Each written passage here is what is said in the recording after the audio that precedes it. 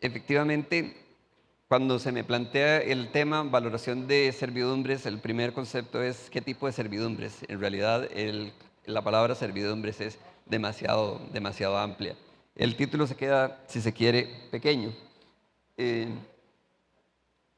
lo primero es, ya que tenemos también invitados internacionales, abordar la Constitución Política de Costa Rica, que en el artículo 45 nos dice que la propiedad privada es inviolable. Entonces, en este momento me estoy enfocando un poquito hacia lo que son servidumbres para el Estado. Más adelante haré alguna referencia a lo que son las servidumbres entre particulares también.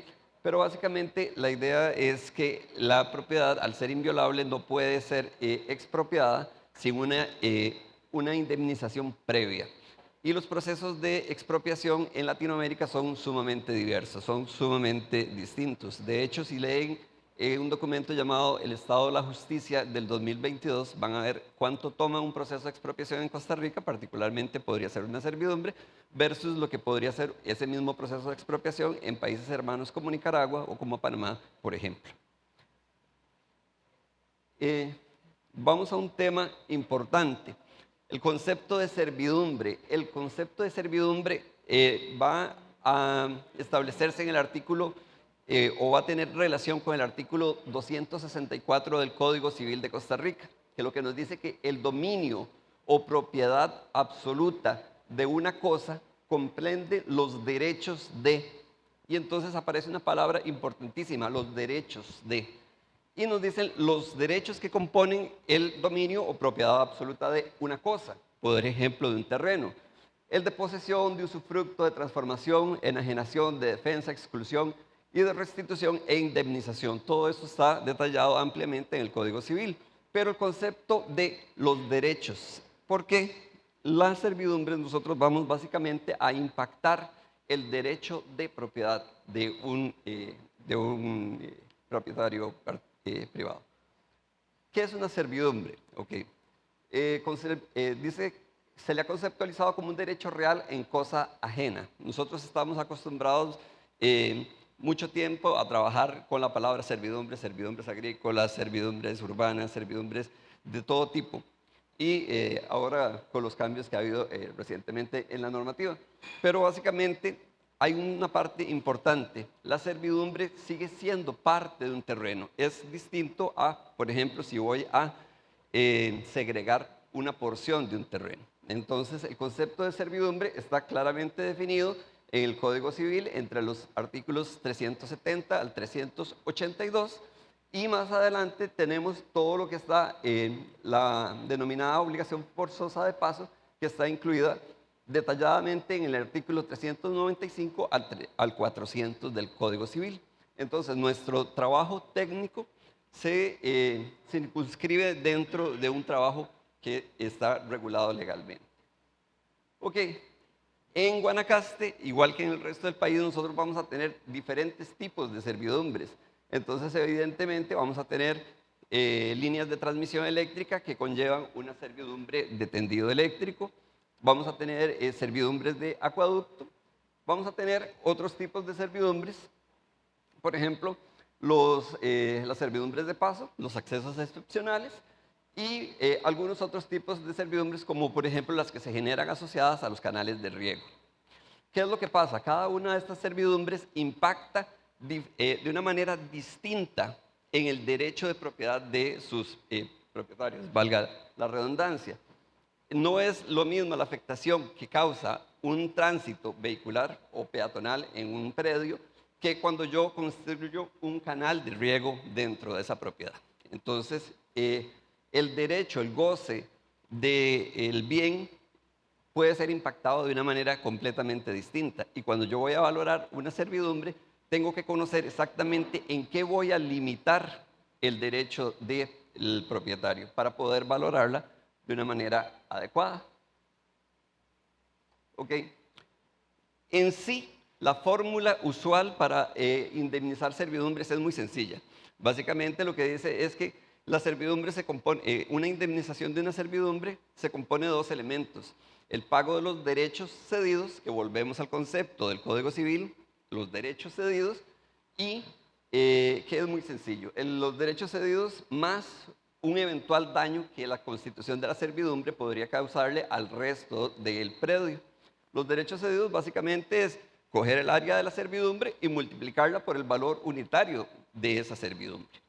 Entonces es muy sencillo, una multiplicación aritmética básica. Sin embargo, el valor unitario es un tema complejo de cómo se va a definir. Entonces, ahí ya hay muchos métodos, enfoques y demás con los cuales yo voy a definir el valor unitario, básicamente.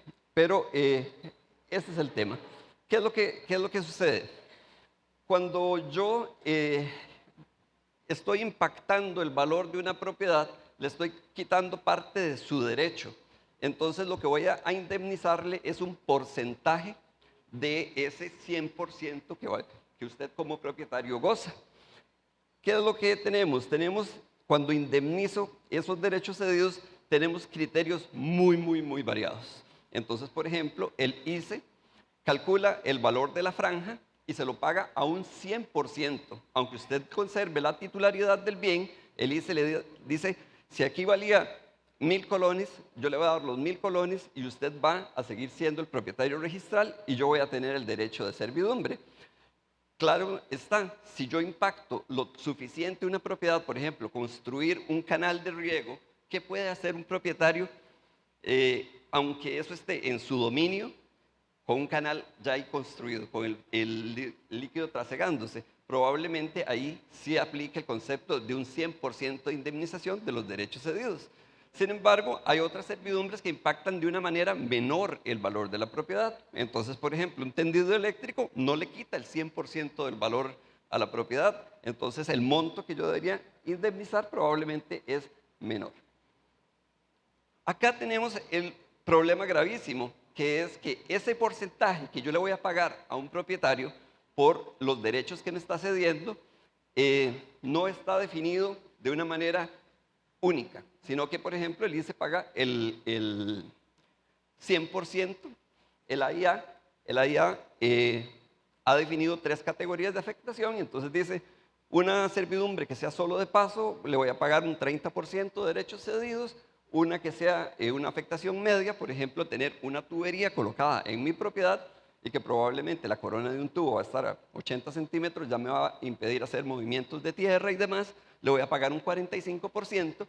Y una afectación alta es, por ejemplo, cuando tengo una caja de registro, una estructura que ya es superficial y que me va a limitar mucho más lo que yo puedo hacer sobre la finca. Sin embargo, el tema es que seguimos teniendo porcentajes muy definidos de una manera muy simple. Hay otros lugares como Appraisal Institute y otros que han propuesto una clasificación completamente distinta, como la matriz de valoración de servidumbre que tienen acá, donde incluso dice que, por ejemplo, si tengo una servidumbre subterránea pequeña, no estoy causándole ni siquiera ninguna afectación. Dice un 0% y ahí establece una categorización diferente que llega incluso al 100%.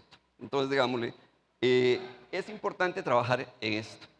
En los procesos judiciales, ¿qué es lo que pasa? Ante ese vacío de un porcentaje que esté definido de una manera distinta, que sea única, los jueces, por ejemplo, llegan y dicen, el perito institucional dijo que se le pagara un 70%, el perito auxiliar judicial dijo que se le pagara un 80%, pero como yo soy el juez, voy a ponerle un 75%. Soy perito de peritos y entonces voy a ponerle, como el rey Salomón, la mitad de lo que dijo uno y el otro. Entonces, seguimos en un vacío grande que en una alta cuantía eventualmente va a afectarnos muchísimos millones de colones en la indemnización de una servidumbre. Entonces, los porcentajes de afectación son muy importantes.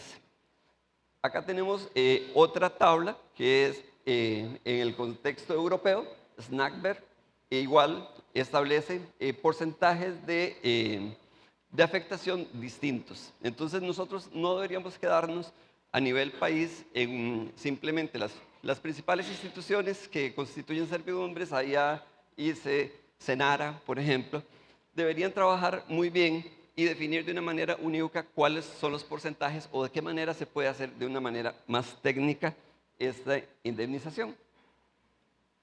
Una vez que yo tengo esto, eventualmente, ¿qué es lo que tengo? Eventualmente el valor de la servidumbre es el área de la servidumbre por el valor unitario por el porcentaje de afectación, que es la fórmula que hemos venido hablando. Eventualmente, acá hay una propuesta, por ejemplo, en una tesis de licenciatura reciente del Instituto Tecnológico de Costa Rica, donde se establecen igual los factores distintos, un 45%, etcétera, por los tipos de área. Ok, el tema de servidumbres y de valoración de servidumbres ha sido ampliamente analizado, incluso en el año 2016, en la presentación de la Unión Panamericana de Asociaciones de Evaluación.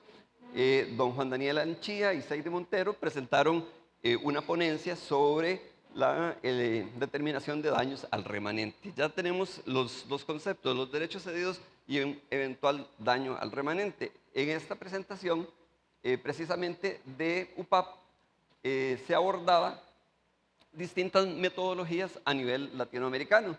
Entonces tenemos, por ejemplo, una fórmula propuesta por Pellegrino para determinar el daño que la constitución de una servidumbre eventualmente me le va a causar al resto de la finca.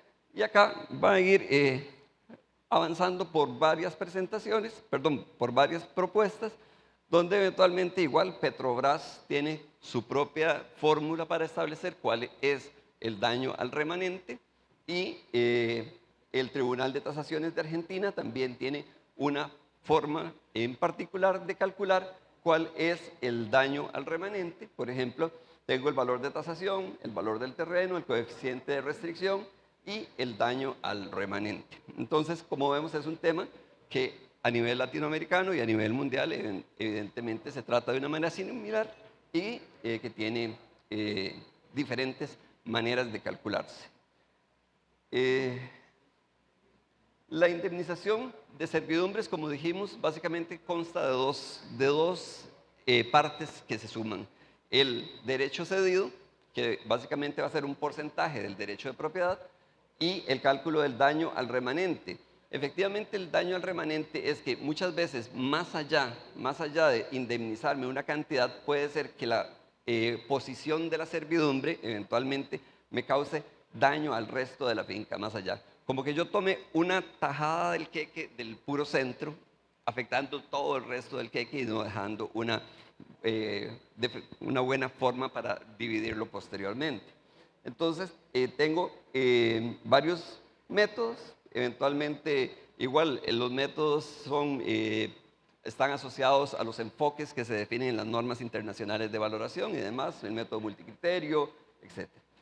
Hay una fórmula que se llama multifactorial, que ha sido ampliamente utilizada por las instituciones costarricenses y eventualmente también ha sido validada por los estrados judiciales, lo que es la fórmula multifactorial, que ahora vamos a verlo más adelante. Acá tenemos un poquito de lo que es la valoración del daño al remanente, eventualmente.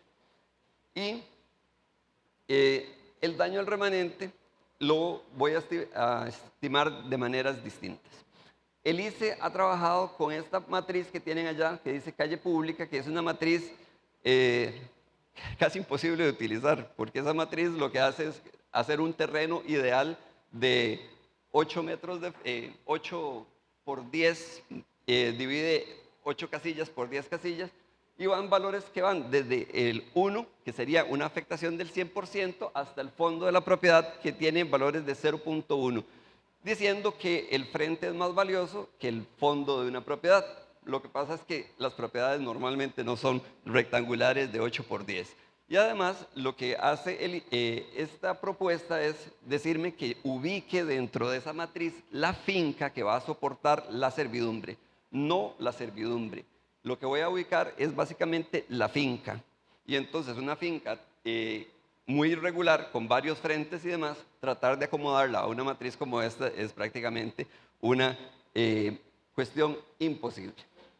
La fórmula del daño al remanente implica un factor de extensión, que ese factor de extensión ha sido cuestionado por algunos, pero como les decía, ha sido validado por los estrados judiciales. Esta fórmula efectivamente es aplicable.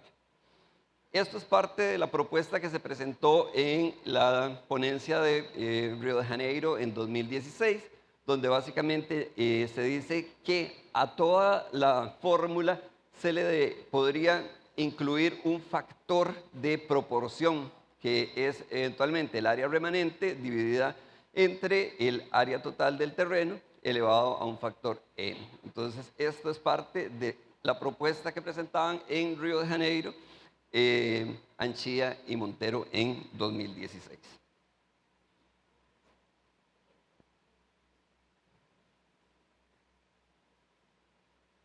Hay una tercera propuesta donde efectivamente igual se presenta en el Congreso de UPAP de 2016 y básicamente lo que nos dice es, igual que el daño al remanente, es el valor del área total antes de la servidumbre menos el valor del área remanente más el valor total de la servidumbre, básicamente. Esa es la fórmula con la que vamos a determinar el daño al remanente. Aquí hay una parte muy importante. La ley de expropiaciones que rige general, el ICE tiene una ley de expropiaciones particular, la ley 6313, pero básicamente lo que son expropiaciones en temas de servidumbre se trabaja con la ley 7495 que se reformó hace poco y es la ley 9286. En la ley 9286 se conserva el mismo articulado y básicamente se habla de la afectación de los derechos y las servidumbres. Y lo que dice es básicamente que si por la posición de la servidumbre esta va a afectar más, debería expropiarse no como servidumbre, sino como una franja de terreno. Entonces nosotros incluso ya lo hemos sufrido. Yo trabajo en el Instituto Costarricense de Acueductos y Alcantarillados y este ejemplo que tiene acá son dos planos catastrados. En 2019 se planteó una servidumbre exactamente coincidiendo con el lindero oeste de una finca en Acosta, y cuando se llegó a los estrados judiciales, planteando esto como una expropiación de servidumbre, los juzgados le dijeron, no señor, en aplicación del artículo 13 de la ley 9286, ustedes deben segregar esto porque el propietario no va a poder disfrutar de esa franja de ninguna manera, y tuvo que segregarse. Se catastró en 2019 como servidumbre de paso y tubería y se catastra en 2020 y termina finalmente expropiándose como un lote para tubería, de paso de tubería. Es la aplicación del artículo 13. Y más allá todavía de eso, acá les muestro otro ejemplo, y es el concepto de restos inadecuados. Esta parte en negro es básicamente un lote requerido para tanque. Y nosotros levantamos una servidumbre, ahí casi no se ve, en verde, y mi pulso es malo, en verde, que es básicamente un camino que existía dentro de la finca y que por comodidad, entonces vamos a utilizar el mismo camino. El propietario no se opuso, pero al propietario le queda una franja de terreno, eventualmente entre la servidumbre y el lindero, le queda una franja de servidumbre que después, por cuestiones urbanísticas, no la va a poder utilizar absolutamente para nada, no la va a poder segregar, no va a poder disfrutar de ella. Eso es lo que se llama un resto inadecuado. Entonces, además de la servidumbre, además del daño al remanente, esta parte del resto inadecuado también debería indemnizarse a la persona. Entonces, básicamente, esa es la cuestión. Esa es una servidumbre que, como ven en la leyenda, ya está debidamente constituida. El propietario no tuvo ninguna oposición, estaba muy feliz con el monto que se le iba a pagar por la servidumbre y entonces no le interesaba que se quedara un resto inadecuado ahí. Pero además de las servidumbres, de todos estos conceptos que hemos venido hablando, del daño al remanente, del derecho cedido, de los restos inadecuados, también hay una afectación. Una servidumbre puede causar una afectación a una actividad productiva que se esté dando en una finca. Si yo tengo, por ejemplo, un cafetal y tengo que eventualmente cortar o no sembrar dentro de esa franja, puedo estar impactando la actividad productiva en un cañal, en un palmar, etc. Esta foto que tienen acá, por ejemplo, es un tajo en Santana, donde eventualmente voy a colocar una tubería de un gran diámetro, 1 metro de diámetro, esa tubería superficial, y la actividad productiva ahí es la extracción de material de minería. Entonces, eventualmente, esa servidumbre tiene un ancho de 10 metros y eventualmente voy a tener una afectación a la actividad comercial que se está produciendo ahí. Y entonces eso tengo que calcularlo e indemnizárselo al propietario registrado. Ok. Ya voy llegando al final. No, no solo hay servidumbres para expropiación. Entre particulares también existen servidumbres, se constituyen servidumbres en contra de un fondo y a favor de otro por consenso o convenio entre propietarios, o eventualmente para desarrollar una propiedad nosotros solíamos hacer una servidumbre. Es conveniente, es necesario también establecer los valores de estas servidumbres, aunque no sean para expropiación.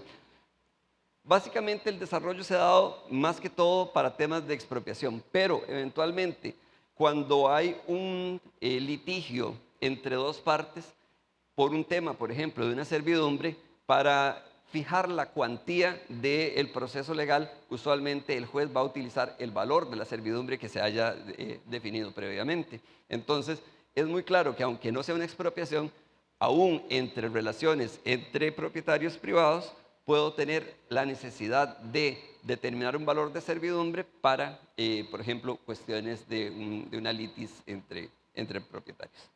Básicamente esa es la presentación. Les agradezco muchísimo. Este es mi contacto y estoy a la orden en el momento en que les pueda servir. Muchísimas gracias.